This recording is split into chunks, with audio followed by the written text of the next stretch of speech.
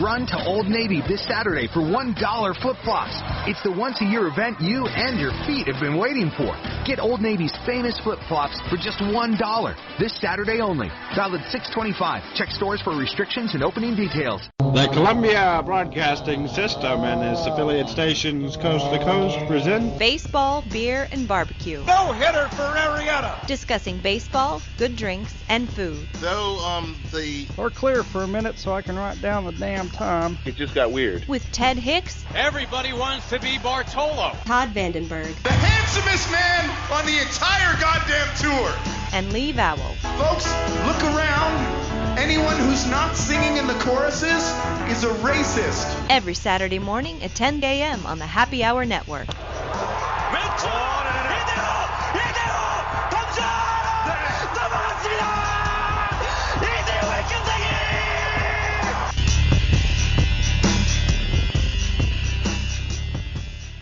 Welcome to Baseball, Beer, and Barbecue with Theodoreville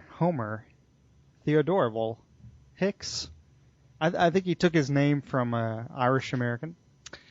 Todd Vandenberg, who I think took his name from Cherokee American, and Lee, who I took my name from a Chinese American.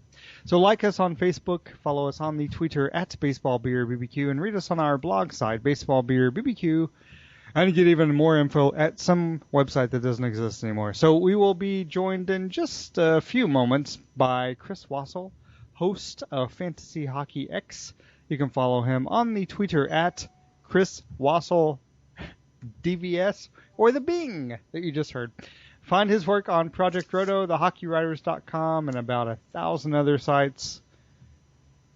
I should just read the outline as it was written by Todd. Ted, welcome back from your completely unauthorized absence last week.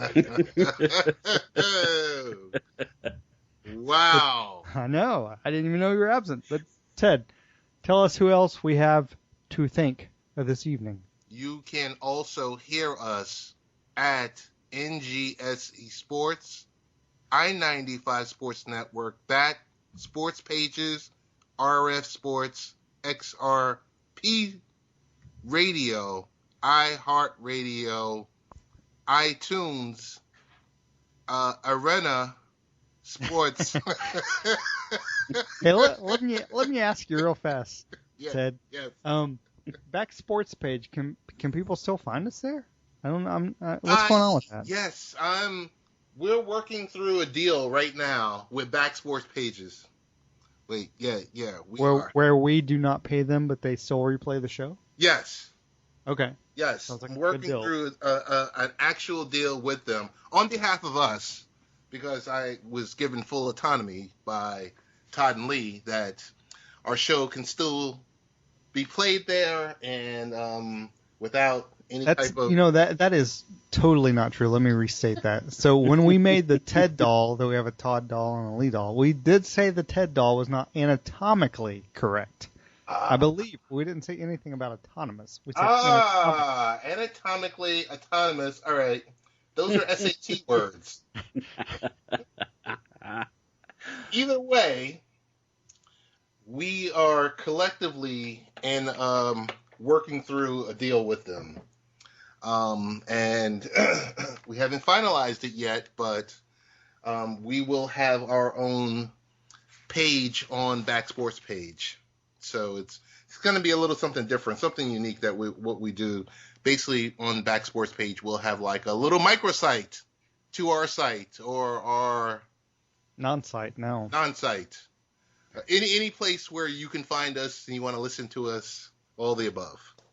So that's what's going on. Oh, and Todd, in this extended version of people we like to thank, who would you like to thank? I would really like to thank Computer Repair NC at CJ Computers NC on the Twitter, 919-653-8496, a PC repair company that has more than fixed electronic devices, laptops, mobile devices, and that is a professional read, gentlemen. Stop horsing around, damn it. So, what was that last bit? I'm not even sure what that was. It was like you were done, and then I heard a... I'm not sure what that is. It's a lot of beer, man. It's a lot of beer. I guess so. So we obviously are going to be talking with Chris Wassel about the NHL expansion into Las Vegas in just a minute, but I will ask Ted and Todd, not Lee, because I do not have an informed opinion. How does this affect the Raiders of Oakland or San Antonio or Las Vegas? Dude, this is great. I think this is great. This not only affects the Raiders that are trying to work their way to Vegas, but also MLS and anyone else that will come. I think it's a good thing for Vegas, and I am putting it out here. In 2 years, if we're all still living and breathing and walking around and have all of our faculties, I propose we take a trip to that opening season to watch an NHL game in Vegas. Mr. Vandenberg, I'll turn it over to you, sir. Ted, all of our faculties? I mean, we're not there now. How do we improve in 2 years? I don't understand that. Todd, if I could interject just for a moment. If Ted doesn't have his faculties, it doesn't sound like he still has the same job, right? That's true. Hardy har. That's true. I wonder if he'll be autonomically correct. Yeah, it does help. I think it does help the Raiders because, again, any of the pushback is like, oh, there's gambling, it's evil.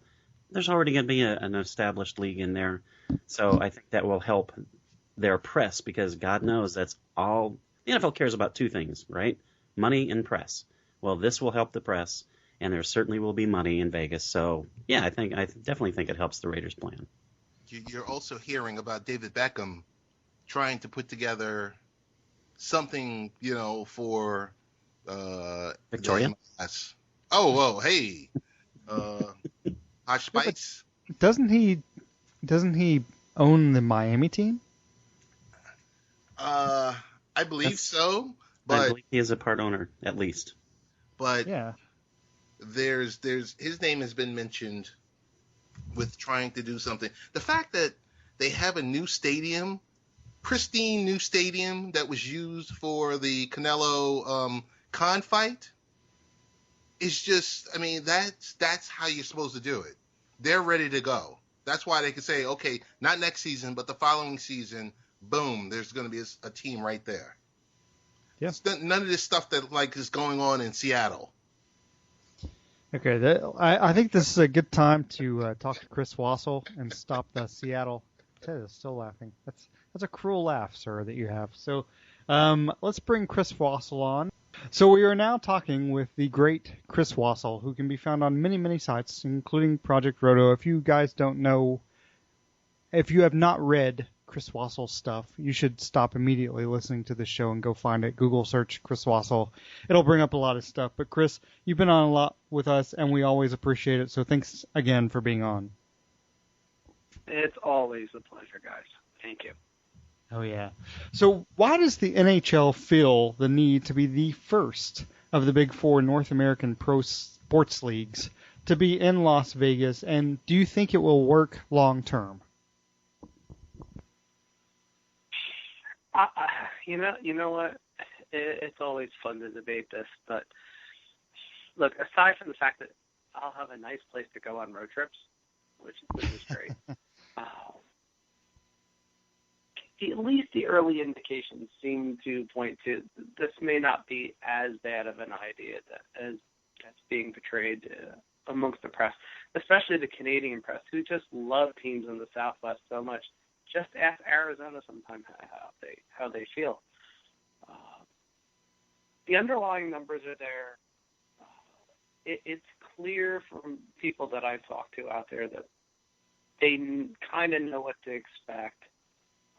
There's not too many surprises. I've seen the arena. It's funny because last year it was being finished as we went there for the 2015 NHL Awards.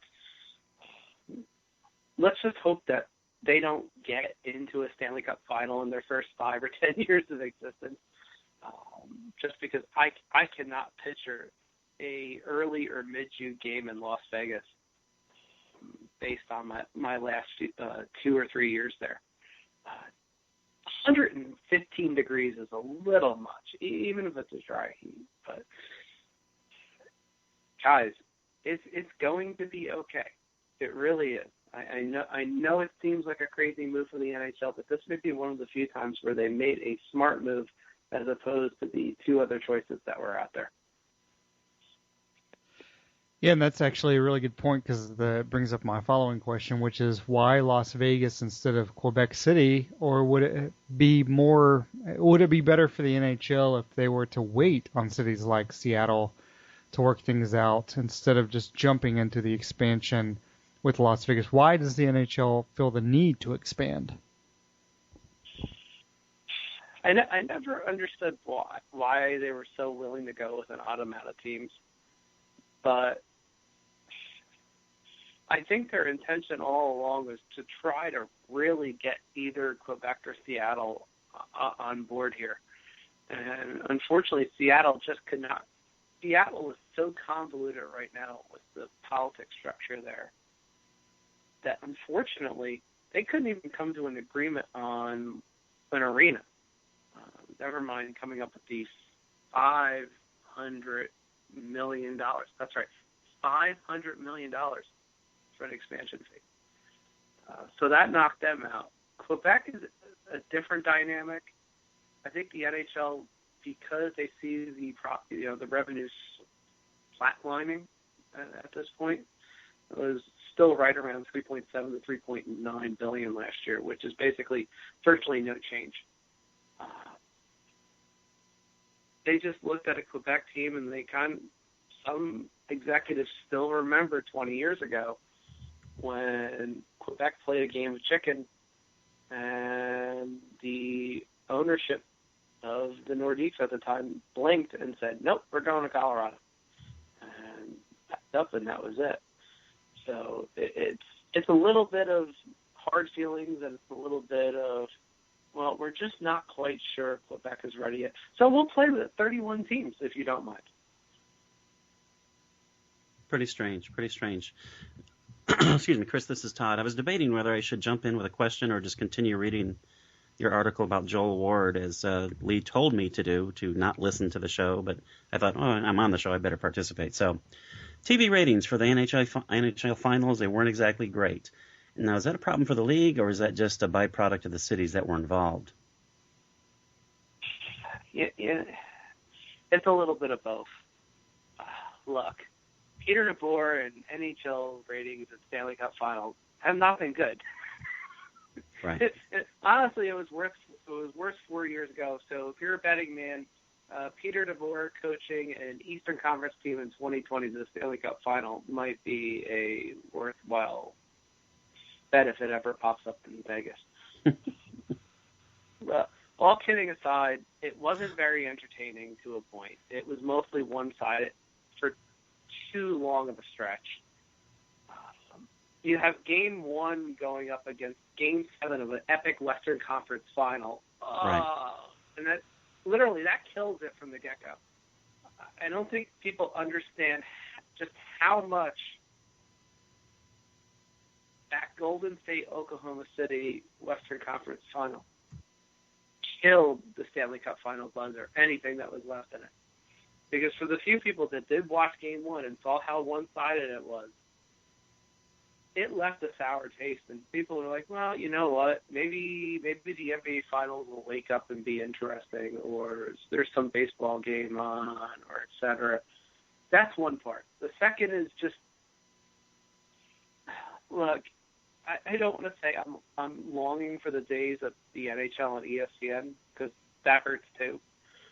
But when you can't promote a product and have it at least on your main network for all 7 games, in this case the series itself went 6, but there was zero reason why on a Saturday night you have a Stanley Cup Final game on NBC Sports.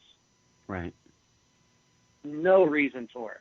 That right away kills at least 60 to 75% of your ratings off the bat. It knocks it right down. First, most people have to find the channel. Okay, you found the channel. That's great. You have to be somehow wanting to sustain and watching this game. Well, if you've listened to I can't be too sarcastic with this. If you listen to intermission talent, aside from, say, maybe Brian Boucher and some of the NHL Network guys, well, the problem is they're not on NBC Sports or their family of networks. So you're not getting the highest of quality of intermission coverage. That makes you want to turn it off. You might get caught watching a new movie that came on HBO that night and never turn back. And things like that irk me to no end because product-wise, the NBA Finals has been pretty much a series of blowouts except for maybe, one or perhaps two games. I mean, at least the NHL Final was somewhat close in every game. There were no blowouts, really. Although you could argue that statistically Game 6 from about the second period on was just it was a knockout for Pittsburgh as far as knocking out San Jose. But again, the NHL is always going to play fourth banana and sometimes fifth banana to the major professional leagues in the States, at least until you get this super entertaining final that we just seem not to get often enough.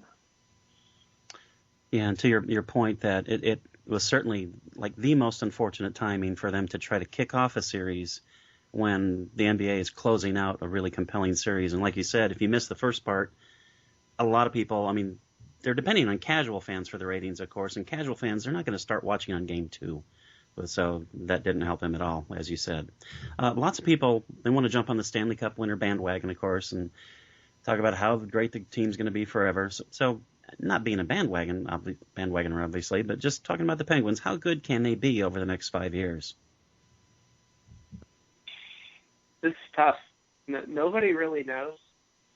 You have an intriguing goalie situation, which has been splattered all around social media, pretty much since about middle of round 2 of the playoffs, which means we've heard this for at least 6 to 7 weeks, which means it's about 6 weeks too long. Unfortunately or fortunately, the Penguins have an embarrassment of riches. However, they don't have the greatest of depth after Matt Murray and Marc-Andre Fleury. Look, Jeff Stackhoff is a wonderful AHL caliber goalie, but that's about all he is. Prospect-wise, you can make a debate for a couple of their guys in the system, but you never quite know how that will turn out. Does Jim Rutherford ultimately feel comfortable with going with Matt Murray? Or does he worry a little bit and go,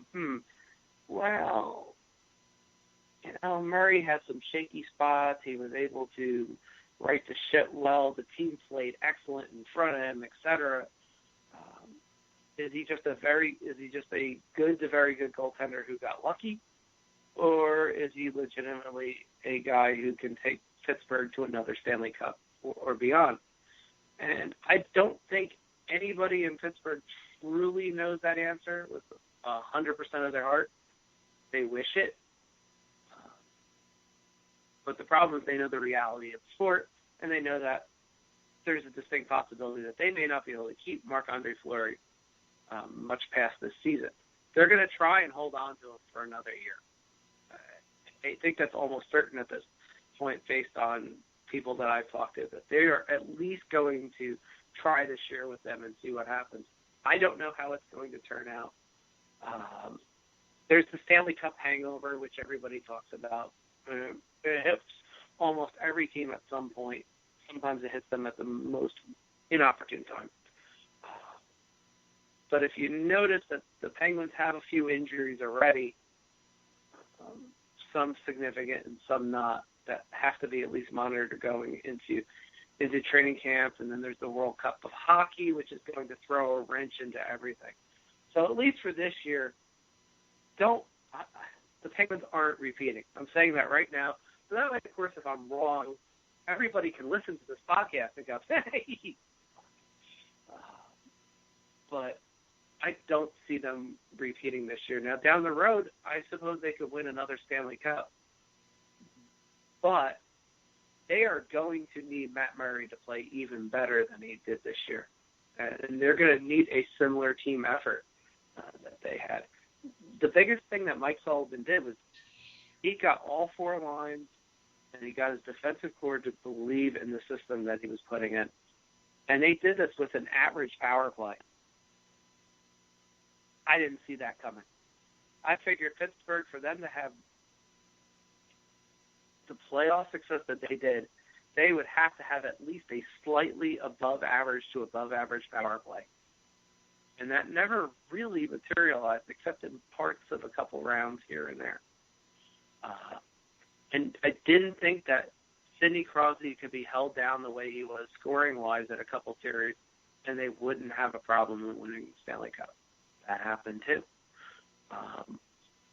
Is this HBK line going to be something that dominates for another year or two? Say, like, a great example would be the Scott Gomez, Patrick Elliott, and Alex Mogilny line in the early 2000s, which basically dominated for a 2.5-year stretch with Jason Arnott mixed in. Are they at that level? I don't know. The playoffs are a different animal. It'd be fun to see how this line translates to the regular season, and if they can all keep their staph infections to themselves. So, answer the question, this year, no, but they're going to be a darn good team over the next 3 or 4 years. Hey, Chris, I got a question about the Sharks. The San Jose has shown, just slightly some age. Is this the last chance for them, or can they compete in the next few years? You know what? They probably have about a 2-year window left. You look, Martin Jones is entering his prime. He was marvelous in the playoffs. He kept San Jose in that series.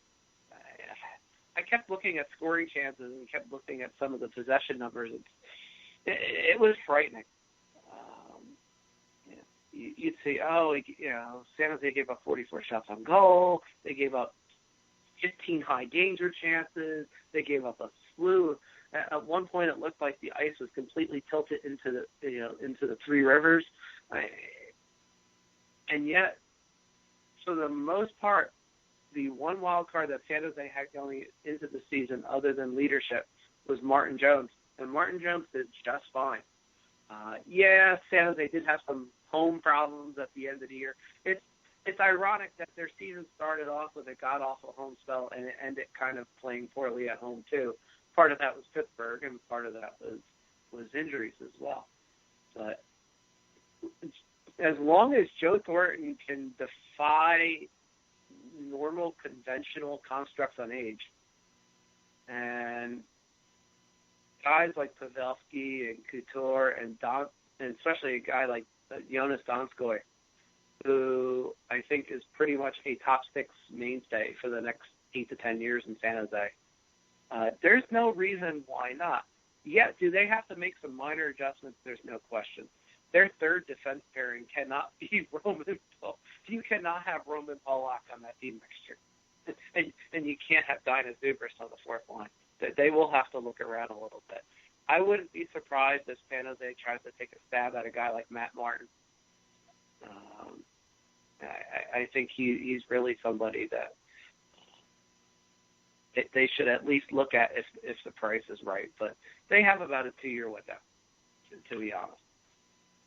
Chris, just I guess you're looking into your crystal ball. What happens in the offseason? The Blackhawks already made some moves, and they were, basically a perennial contender. But what surprises might we see this offseason? They're going to have to do something. I'm interested to see how the Blackhawks integrate Nick Schmaltz. I think Schmaltz has a lot of talent, but it remains to be seen how they do things and such. The thing is this: the Blackhawks aren't done yet. I know Chicago fans are going to cringe in horror, but they're not done yet. They have to obviously address some of their defensive issues. They have to address their aging Marion Hossa, which I know hurts a lot of people, and there's people that want to see Hossa somehow bounce back this year from some of the weird times that he had last year where he couldn't buy anything. So yeah, there's going to be issues that they have to address. They have to definitely shore up their second line, which really was their first line, but Chicago fans will understand. Offensively, you had a first defensive line, you had a second line that was the first offensive line. It gets fun.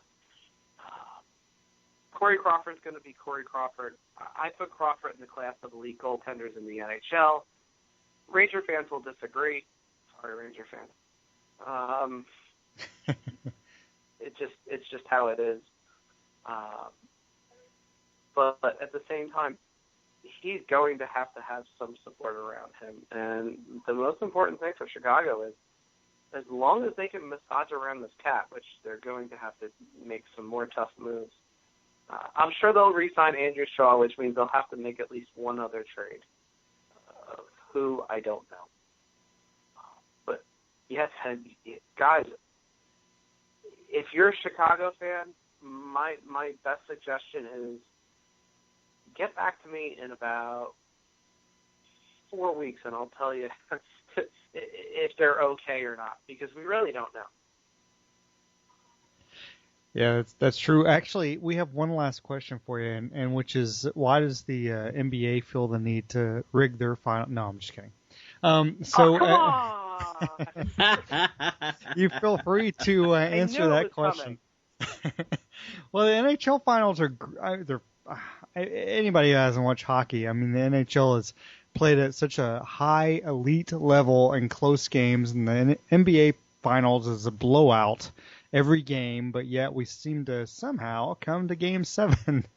It just seems odd, doesn't it? It does, but I do remember a Stanley Cup Finals kind of being like that, although it didn't start out that way, and that was pretty much that was the 2003 Stanley Cup Final with New Jersey and Anaheim, where it started out as just a devil's clinic, and then somewhere along the line, and I know it because I was out there for Game 3, Marty Brodeur got lost, asked for directions, and the puck somehow trickled from about 120 feet past him. And then we had a series. And then basically what happened was Game 4 was kind of a blowout. Game 5 was a blowout. Game 6 was a blowout. And then Game 7 was just a clinic by New Jersey again. So it can happen. Has it ever happened like that in the NHL as far as finals? Not recently. You have to probably go back to the 80s to where you'd find at least the majority of the games being blowouts. I think even the 87 Stanley Cup Finals was pretty close to that. Although I mean, you could make the argument different era, higher scoring, etc. That's part of it too. You look at the NBA Finals, you have two teams that can put up a lot of points. Going into this Stanley Cup Final, I'll tell you right now, and it's what I told people even in Vegas, if you didn't bet the under in the first 4 games, I think you immediately give up your credentials and you quit and go home. Because there was no way an over-under 5.5. You were never seeing 6 goals combined in any of the first 4 games. You just weren't. And even Game 5 was only because San Jose was about to be eliminated, and they showed some urgency, and it finally worked. So it's just one of those things where, yeah, we're compelled to these blowouts because we want to see what happened during we almost want to see, almost like the old days of the NHL, we almost want to see the goonery of what happened during these blowouts. That's part of why you saw a huge rating spike in some of these NBA final games. It's funny to see the last hour ratings because it went up 75, in some cases doubled. How? Well, part of that's Twitter, and part of that's also other avenues of social media. But you didn't have that with the NA Stanley Cup Final this year, guys. You just didn't. You didn't have that. Oh my God, can you believe what happened in that San Jose Pittsburgh game? Nope, you didn't. And part of that was because the refs swallowed their whistle. There were barely any calls. And as a result, you kind of had this final where it was just, okay, we're just passing through, and Pittsburgh won, okay, and it's over. But, would it be better if the NHL tightened up their playoff schedule? Because it almost seems like there's fatigue set in as far as, the last several years we've seen the NHL play every other night that the NBA is not playing, and people are going to watch the NBA, and really people are not going to tune in so much to the NHL. So would it be better if the NHL played their finals prior to the NBA playing their finals? I always thought that. If you backed it up, say, 2 weeks, and you ended the season Memorial Day weekend, that wouldn't be a half bad idea. Obviously, guys, you would have to scale back somewhere. You're either going to have to make the Stanley Cup playoff schedule as it is more constrictive. You'd have to make it compact, or you trim about 6 regular season games off the schedule in order to make the same goal. And there's been several proposals through the years of making a 70-game season or a 76-game season. And basically what it would do is something like this. If you had a 76-game season, the year on average would end somewhere in the range of May 27th to June 1st, which would work this year because the NBA Finals obviously started later. And it would have at least been plausible. If you went with a 70-game schedule, you're looking at basically a mid-May end of the year, which isn't half bad either. It's just, are you ever going to get 31 owners to approve a 12-game cut in your profits? So basically that's 6 home games. So that's about 15% of your hill from the gate that's going to be cut out. I don't think many owners are going to go for that one. Never happens. Yeah, I mean, 76 games would be plausible. That's only 3 games. That's not as bad. But then you have some NHL schedule guy going, how do I do? The migraine. So the only way is, as you said, is to compact the playoff schedule, which will create more fatigue, but it also may create more blowouts and more penalties and more action that way. And that could be a good thing for once. That's what the NHL sorely needs. They need a compelling final. And it's tough to get that because of the playoff structure, unfortunately, guys.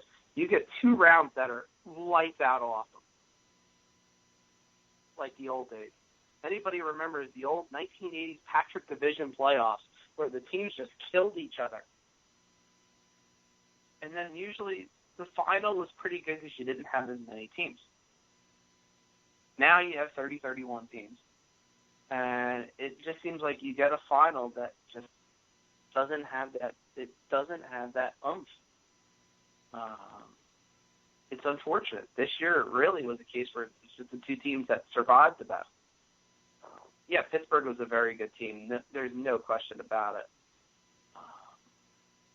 This was kind of a down year for the NHL, fairly or unfairly. And Pittsburgh was able to take advantage of it. You have to give a ton of credit to them, their staff, the players, everything. They found a way to do it, but this can't continue much longer, guys. We need those series that everybody is talking about to happen later in the playoffs and not earlier. And I don't know if this type of alignment is okay. Who am I kidding? It's not the answer.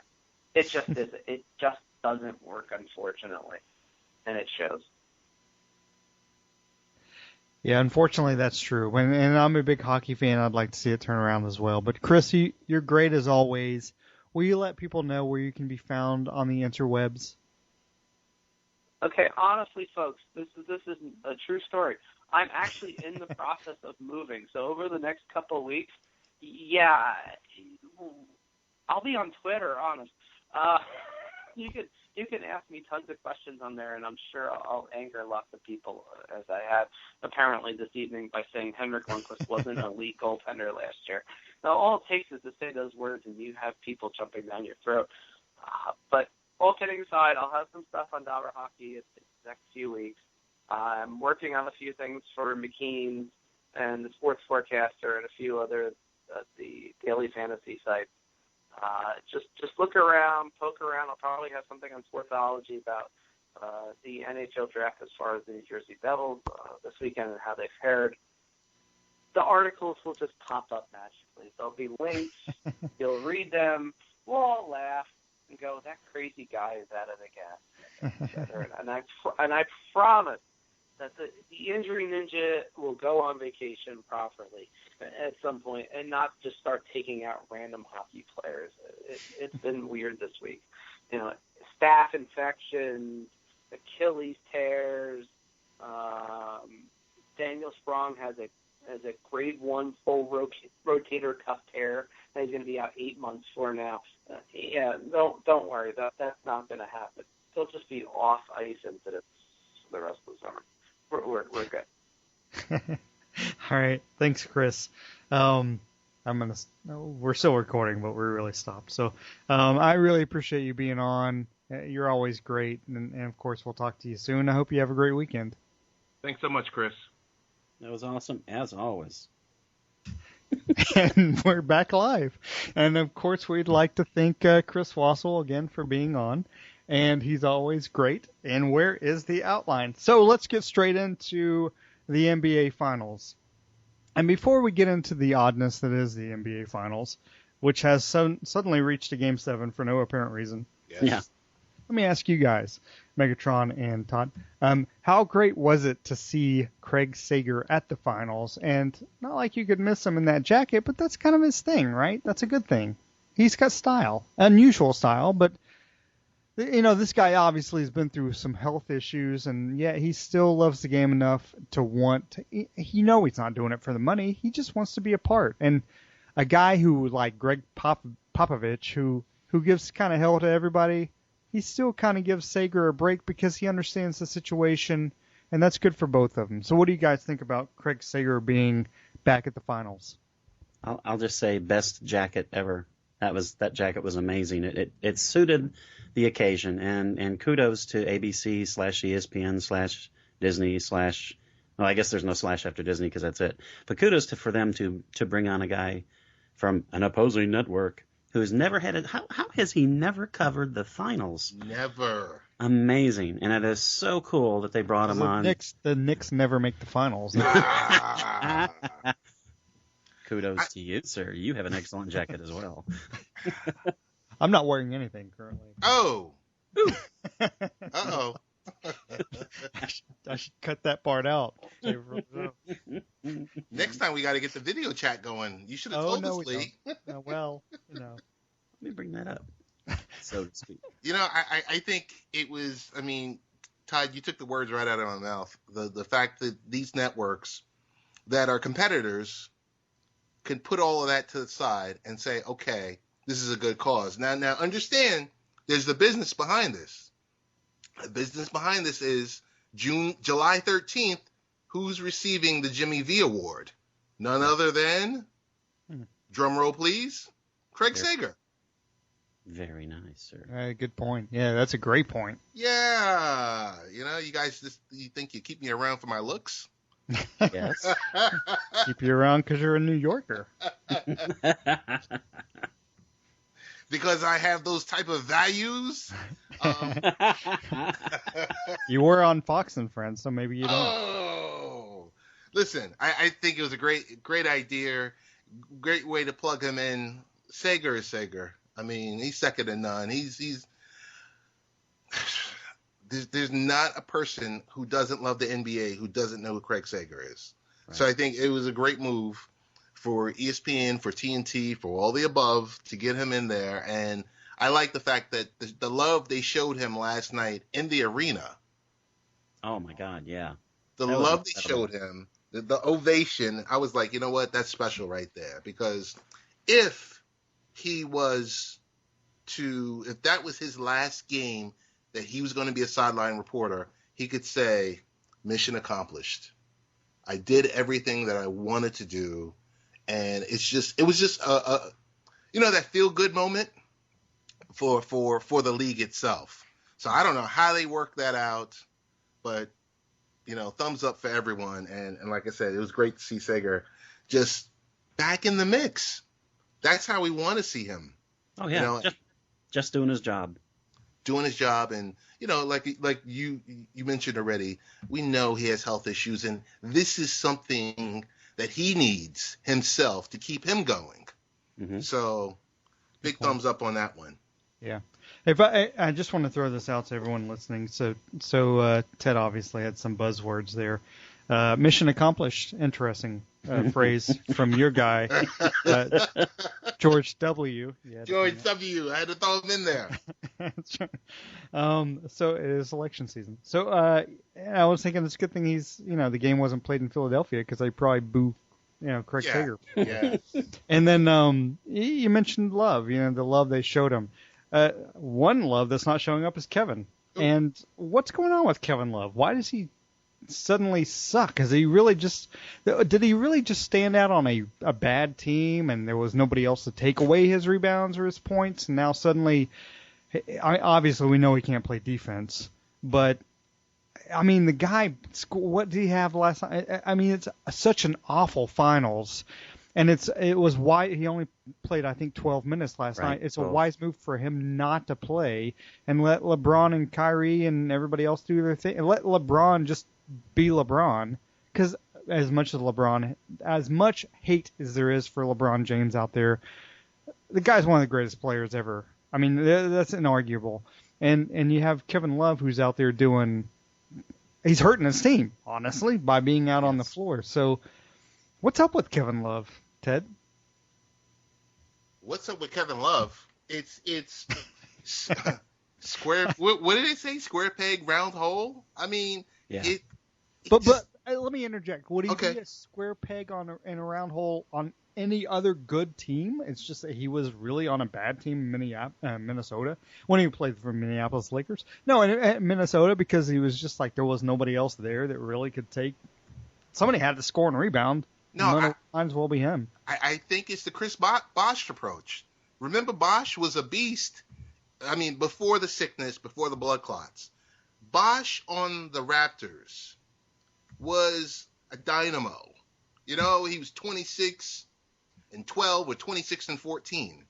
You take that person who's not, jacking shots up every night, who's not the primary focus point, who goes from being the number one option to the number 3 option, and when you throw in crazy J.R. Smith, could possibly go to the number 4 option.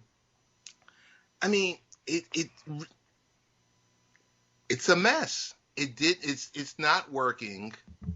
You could see Kyrie and LeBron are feeding off of each other, and you kind of wonder the pick and roll. We thought the pick and roll with Kyrie and Love was going to work, but I don't know. I like to say once again that these type of players, these type of perennial all-star players, a lot of this stuff is in their head.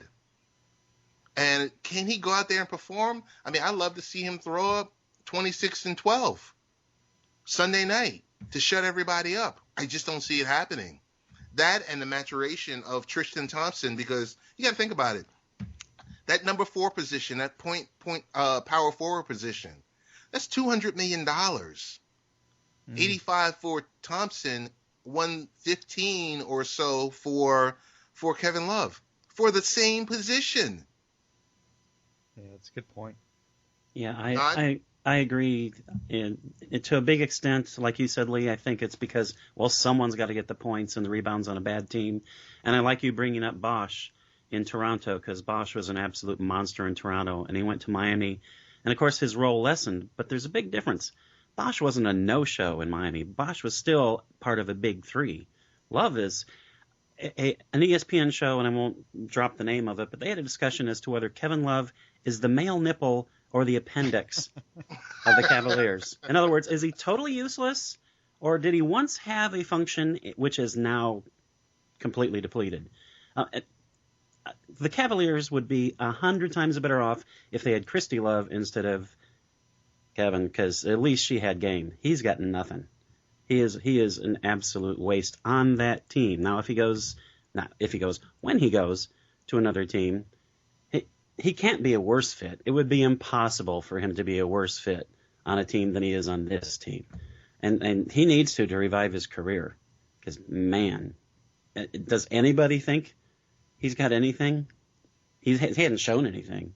You know, he shows flashes, like you said. Oh, look, he had a game where he was 24-12. It's like, what does he do that? Like once every 3 months? I mean, man, he's a terrible fit for that team. Now, is that entirely his fault? Is that partly LeBron's fault? Is that partly coach's fault? Yeah, but I mean, he was coach. Not the guy they needed at all. I don't think it's LeBron's fault. Yeah, I mean, it is. He's the coach. He's the GM. He's the part owner. But when you stop playing Kevin Love, the team gets better. What happens when he doesn't play? They win by 30. Yeah. I mean, it's almost like you mentioned it, Ted. It's like they're kind of feeding off Kyrie and LeBron are feeding off each other. It's like Kanye and Jay-Z, and we have Kevin Love, who was a great player by himself on a team where he didn't have anybody else, and it's like, you know what? He's kind of Pet Sounds, right? He's like his Uncle Mike. But, when you got one guy running the show, like in Minnesota and Beach Boys, it could be great. But that's not how it is when you have a team. And so when it comes to, if I'm the Cavs, honestly, this guy maybe takes up 12 minutes. I don't even play him in Game 7. Why would you? I'd play him for like maybe 4 minutes just for rest. I mean, seriously, that's it. Good point. I'd give him a few minutes, and unless you have, I don't know, someone who can walk, then I would put them in instead of Love, because he is, by a lot of statistics, the worst defender at power forward. Do you want him in a Game 7 in Oakland against that team? I don't think I do. I'm shocked he got 12 minutes in Game 6. Is it rigged? Is it are we looking at it? No, I mean, I know it. I know we stop it, but everybody's talking about it. Yeah. Because we had Green get suspended. We got the weird call, and not that it would have really mattered because the Cavs had a 31-9 lead at one point. But Steph Curry gets sixth foul. I mean, how often is LeBron James going to foul out of a game? I'm just saying. And then he throws the. I mean, it's weird how this finals has gone, is it not? I mean, every game's been a blowout, but it's weird. The Warriors had a lot more blowouts. 3 out of the first 4. It just seems like if we can get to Game 6 and 7, the NBA makes a lot more money. It just seems weird, right? It's not weird. It's weird, guys. Weren't you on the CC of the email? And let's move on because Ted is a Knicks fan. He hasn't seen real basketball in a long time. So. No. I won't be denied. Listen, weren't you guys on the CC of the email from Adam Silver to all teams and referees that we must extend this? We're not on Fox and Friends, so no, Ted. We don't have your connection. That's right. Oh. Hey, do you guys know that this rigged game, the ownership for Golden State for Sunday night's game, just with that one game, is an additional $13 million. Oh, my God. I like it. Yeah. Hey, I'm just saying, if Game 7 is close, that's going to be a red flag to me because every other game really has been a blowout. I mean, last night's game was what? 14, but it was 31-9 after the first at home in Cleveland. I don't know. I mean, it'd be great for. I like the Cavs. I like LeBron. I used to live in Cleveland. It'd be great for that city if they won a finals of any sport. So I kind of hope they win, but I don't know. It's just weird. I will say I wish people would get off Ayesha Curry's back. She tweeted that, and then she rescinded it and apologized for it because she said heat of the moment. You're wrong. Women don't need to talk. Women need to be in the kitchen. Did you hear Stephen A. Smith today? Joking. Did you hear Stephen A. Smith? I did not. What did he say? Oh, my goodness. He just I don't know. I don't even know if it's worth the 13-minute video clip that I'm going to send you guys of watching it. He just went bonkers. On her? Well, on her position. He basically said she should play her position. And I was in a couple of group chat messages earlier today, and we were talking about that. And I said, the only thing I will say about Ayesha Curry for right now is the fact that game that you say is rigged, it's for ratings, allows your husband to make hundreds of millions of dollars and use that forum to allow you to get a TV show on the Food Network. You got to watch what you're saying. You got to understand your position. And that's where I agree with Stephen A. And then I have to back away from him. But come on now. Every night you're in the luxury box or you're right there on courtside. I mean, I understand there was a few things that went on yesterday with her or with the team, with their team bus. They were waiting and they weren't happy about it. She needs to lay off. Someone needs to tell her to delete her account. It's a good point because, and this is breaking news. Steph Curry just picked up a mouth guard sponsor today. So, I mean, that's important as well. Are you serious? No, I'm joking. Oh. That would be awesome, though. That would be. You throw it, hits a fan, it bounces right back in your mouth. Hey, this is totally off script. I got to ask both of you. Tell me this much. If you were courtside and that happened, that last play where Steph Curry gets ejected, and he takes the mouth guard out, that saliva filled, that's filled with, his DNA, throws it, and it accidentally wonks you on the side of your head. Like, how pissed off are you? I'm not, because I'm saving that mouth guard and making a lot of money. Dude, if it's Steph Curry, I'm sucking it dry. I want that DNA. Are you kidding me? I've already inserted it into my vagina. So that's off the rails. Is it? Oh, maybe I should cut that out, but fuck, I won't. So Father's Day, and before we get into baseball and our dummy of the week, Father's Day is Sunday. It's Friday as we're recording this. It'll be Saturday if you guys are listening to it. So, Father's Day is a day we all have fathers except for LeBron, and because he was created, he was begat, not made. So, Catholic upbringing. So, Todd, tell us a little bit about your dad. I didn't have a dad. Okay, Ted, tell us a little bit about him. I was raised by raccoons. Yeah, my dad is the classic. Hold on. Why you got to be raccoonist? I know. I love raccoons. Why you gotta hate raccoons? Why it's gotta be about raccoons? That is your preconceived ill notion of raccoons, my friend. Wait, is it because the raccoons are two-toned? You hate mulattoes? Is that what it is? Actually, three-toned, sir. You don't know your raccoons, clearly. Where are we going with this? Brown, green, and black. And the black part is clearly the part you don't like. I really hope that part of Ted saying, where are we going with this? Had no overlay other than him saying that. Hopefully it's very clear. Yeah, my dad was the classic 50s, 60s dad, and he absolutely did a really good job as best he could to relate to me.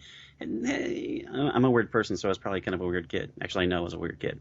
So for one Christmas, a weird adult. He's putting an extremely weird adult. He's putting together this roller coaster, a backyard roller coaster. Seriously, the thing was I think like 5 feet high and about 20 feet long, and he's out in the middle of the night putting this thing together. And it comes out, and that's when I find out I'm afraid of heights. So the classic thing, I mean, even that, the classic thing of doing everything you can, and sometimes it just doesn't matter, because that's the challenge of being a parent. No matter what you try to do, sometimes it just doesn't work, and it's not your fault, because sometimes your kid is freaking weird. The flip side of it is being a parent. One point, I've got 2 children. One of them is normal. One of them is insane. The insane one would be my daughter, Kate.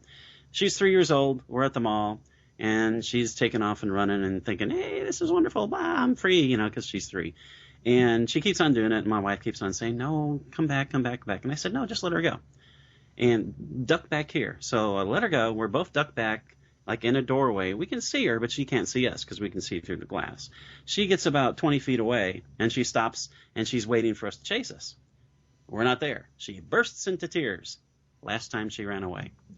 You know, sometimes you have to kind of work your kids a little bit, you know, in a safe manner. But, you know, it's just... There's a lot of talk about helicopter parents and blah, blah, blah lately with a lot of the incidents that have happened in the past few weeks. And helicopter parents are not a great thing. You do have to have your kids get some freedom, but at the same time, you got to keep your eyes on them. And at the same time, again, you've got to kind of let them know, hey, there are limits to what you can do. So, I'm done. And I'll go next real quickly. I mean, my dad was, you know, we don't have the greatest relationship now, but when I was growing up, we got along really well. He was the guy who would catch me pitching, you know, and he would stand out at the end of the sidewalk. I would stand 60 feet away in the driveway and throw pitches, and he would sit in a chair and he would allow me to bounce pitches on the pavement and basically hit his bare shin, because we lived in the South, so it was warm. And he was a guy who wound up with all the bruises on his legs from me throwing really bad pitches. As far as being a dad myself, of course, I have four lovely daughters. I think of lots of great moments, too many great moments, obviously, to really talk about. I think one thing that I find still amusing to this day is that when I think Fiona, my 8-year-old, she was probably 4, and she'd called her mother and I, Virginia, my wife, into a room, and she had her dolls lined up, and she said, yeah, I want to tell you a story about my dolls. And she said, this one is Twinkle Toes, and this one is Starlight, and this one is whatever. And the fourth one, she got to the fourth one. She didn't tell us the name. And she said, what's the name of the fourth one? She's like, that's Fred Johnson. I was like, Fred Johnson? Just like, this is so random. So anyway, there's a reason my youngest cat is named Felix Fred Johnson Vowell, because of that moment, right? Just like, it was so weird. It's like all these great imaginary names, and then Fred Johnson is here as well. So I've never known a Fred Johnson. Anyway, so that's mine. So Ted. Yes, sir. Father's Day is something that's always been special to me. One, because, I mean, I could say, you know, a lot of people will say, hey, LeBron James or Steph Curry or role models. And I can sit here, and it's going to sound corny, but I can say, even to this day, at 45, my dad is still my role model. He's someone that I can reach out to, talk with, any given time, any given day. You know, I mean, it's unique to have that type of relationship with someone. And he would always say to me, like, when I was growing up, I'm explaining something to you, but you're not going to understand it. I just need you to kind of put it in your Rolodex for now, and then we'll talk about it in 20 years. And I'm like, this man is a lunatic. What are you talking about? And he would always, you know, did he make mistakes? Yeah, he made mistakes. We all did. And he, you know, there were certain things where he would say to me, well, Ted, you know, hey, I was a dad to you. I raised you the best I could. And I'm like, all right, you know, we're just as I said before, where are we going with this? But I you know, it really hit me one day. We were going to Mohegan Sun. So we're driving, we're in the car, and I just said to him, as we were sitting in traffic, I said, Dad, he said, what's up? And I think I was around between 35 and 38. And I said, Dad, I get it. He said, what do you get? I said, all that stuff that you were telling me. I finally get what you mean. All the craziness and the parenting and being a father and being a husband, I understand. And it was, I guess it was one of those Professor X moments where he's sitting there and he's like, you get it. He was like, it took you damn near long enough to get it. He was like, I've been waiting here all my life to hear that. But it's usually, it's that type of relationship where even, you know, to this very day, we go to ball games, we go to events, and it's like, I could say, you know, here's someone, he's my friend, he doesn't judge me. And I thank him for that, for what he's done for me. But for me, on the flip side, I try to be not like my dad because, he was always working and doing this and doing that. And I try to do the opposite. I try to skip out on work. I try to, if the kids got to be at a hockey game or a softball game or this or a basketball practice, I try to be there and overcompensate because I just feel like I need to. And as for the parents that have gone through with, the issue with the alligator and the issue with Harambe, it's hard. It's hard because I can tell you, for me, someone who feels so accomplished, you know how many times I've lost my kids in the mall?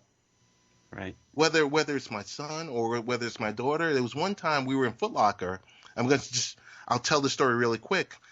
We're there, Daddy and Daughter Day, and we're in Foot Locker. I'm going to go buy her a pair of sneakers. And I sit her down, and I'm looking at the sneakers. I turn around, and I'm like, oh, my goodness, because I see the seat is empty. At that point, I'm calling a code red in the store like a maniac because the first thing I'm saying is, what am I going to tell Pam?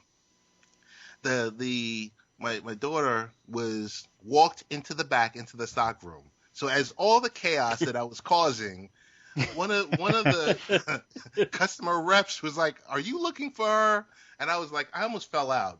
But I share that story, a heartfelt story, because it's as easy as that. It's easy to say, "Oh, that parent is neglectful, and we should bring this person up on charges." It's easy to say that until it's you. And yeah, that's true. That's my piece. Hey, and I'm just gonna ask, can we not do the dummy of the week this week, because I feel like there was some horrific incident that happened in Orlando, and dummy of the week obviously is far beyond dummy of the week. It's amazingly bad human of the week. So I do want to say, there's a lot of emotion on both sides, and we, I think, all come from one side of it. I think we should just kind of let it ride for a week, and because we don't want to say this guy was a dummy of the week when we had that horrible accident. Right. Not even an accident. That horrible, intentional, awful thing that happened in Orlando. So let's just move on to baseball at this point, and we'll do this real fast. Standings so far, we've got the Orioles still hanging in there, 11 games over 500 a game, up over the Red Sox, 2 games over the Blue Jays, who are really starting to come around, 7-3 in their last 10. We have the Indians, who, again, we will be seeing in August. We'll be there. We'll be doing a live show from somewhere. Half game up over the Royals, and the Tigers are a game and a half back, and the White Sox 2.5 back, so everybody's really tight there. The Rangers kind of pulling away a little bit in the West. Mariners still in second place, but the Rangers division to lose. The Nationals are 5 games up over a really good Mets team. I mean, the Mets are going to make the playoffs, and we're really seeing how good the Nationals are at this point, because they are 5 games up over, conceivably the third best team in the National League. And then the Cubs are 10 games over the Cardinals, which is crazy, plus 165 run differential, and the Giants lead the Dodgers, underperforming Dodgers by 6.5. It's a good thing for the rest of the league. Clayton Kershaw doesn't pitch every game, because maybe the Dodgers would have a better record. He's 10-1. It's going to be a tough season for the Dodgers. It's really a shame. So to see how this goes.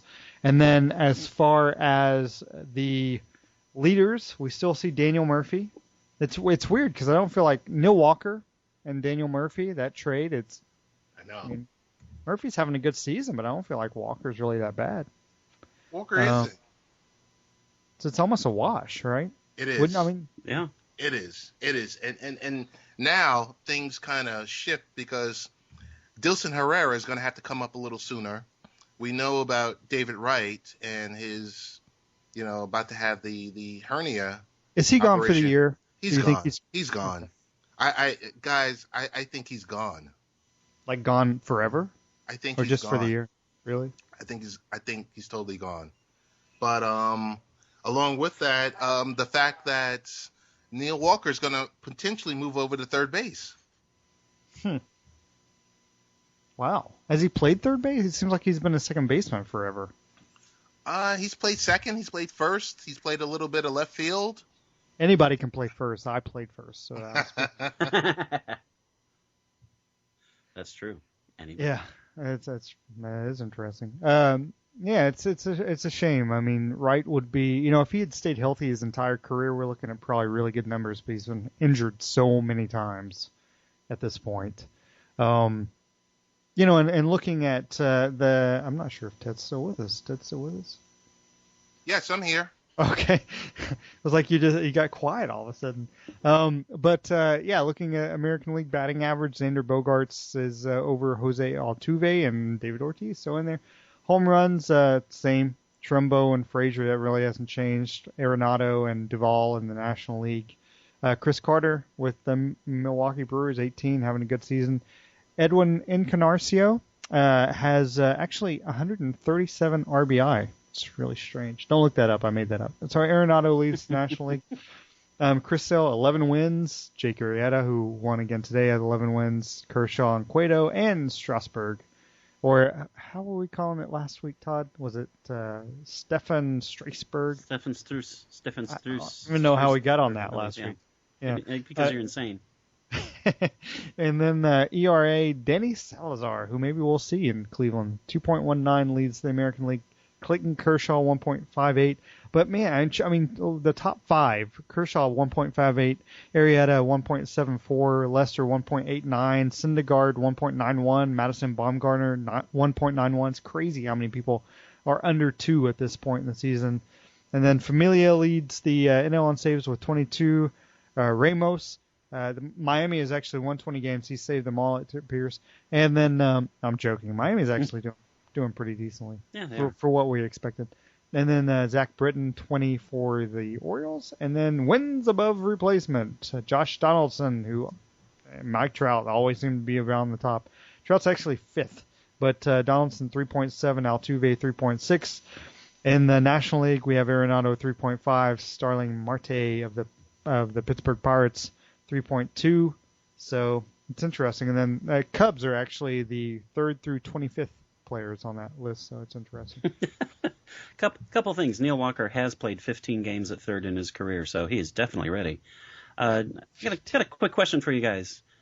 It's not going to happen in the home run derby, obviously, because their teams aren't going to let them do it. But do we want to see? Yes, I know what you're asking. Do we want to see Bumgarner and Arrieta face off in their own home run derby, 10 pitches? No, I want to see them in the home run derby. Because I'd love to see that. I'd love to see it. I think a lot of people, Jock Peterson, thank you very much, it throws off a lot of players when they actually get in the derby. It seems there's that stereotype that throws them off the rest of the season, but really seems to do it. Why not have pitchers? I mean, Baumgartner, how many home runs would he hit if he was a regular player? Now he may not be a regular player, but the guy has power. It'd be interesting to see what he could do in the home run derby if they're just having fun. I don't remember the players, but it was guys like Machado, stuff like that he has a higher home run rate than guys that we think of as power hitters. And, of course, Arrieta hit, a 445-foot bomb? Yeah. I mean, they're no Rick Wise, but they're pretty good. God, that would be so awesome. It's never going to happen because there's no way their managers are going to say, yeah, go up there and take about 40 hacks. But, damn it, that would be so cool. But we're not going to see it for the same reason we don't ever see the Superstars competition anymore, because there's way too much money involved. But at least just let them take 5 swings. Come on, guys. 5 swings isn't going to hurt anybody. Except probably both of them will pop their rotator cuff doing it. So there goes that argument. That's right. So that's our show. Ted, you got a late night parent show coming up Wednesday? Yes, we do. We're still working through the who's going to be on the show. I got a couple of hot topics that we have going on. Later today, we will be on 12:40 a.m. WGBB at 4:30 with Dr. Michelle Reed, and we'll talk about Zika. Okay. Well, I'm sure I will be able to tune in. I hope, even though I'll be at work. All I heard you say you were talking to the CEO of Hot Topic. That sounds great. So, just joking. Todd, what do you got going on this week? What are you doing on Father's Day? I am currently marinating a fine mojo pork roast and some jerky, Vegetarian. which I will take over to my Both brother vegetarian. and watch him eat the flesh. So that's what I'm doing. And I will be working tomorrow, which is, if you're listening to the show, I'm working, and you're listening to the show. How are you doing that? That's amazing. But otherwise, yeah, I'll be next Saturday. I will not be on the show because I'll be traveling from Charleston, South Carolina, to Ted's home country of New York. No, that's not true. Oh, that'd be cool. That would be awesome. Take 17 all the way up. That would be sweet. But no, I'll be going from Charleston to Pawleys Island, South Carolina. So it'll be up to you guys to carry. Unless we do this podcasting, I'm okay with doing that. We'll work that off. Yeah. Somehow when you guys aren't listening, because that's what we do. But anyway, thanks to everybody for listening. That's our show. Here's our outro. Run away! Run away! Fios is not cable. We're wired differently, which means you can get the fastest internet available with equal upload and download speeds from 50 to 500 megs. So you can upload 200 photos before your favorite song is finished. Click the ad and switch to Fios today to get our best offer ever. Fios is not cable. We're wired differently, which means you can get the fastest internet available with equal upload and download speeds from 50 to 500 megs. So you can upload 200 photos before your favorite song is finished. Click the ad and switch to Fios today to get our best offer ever.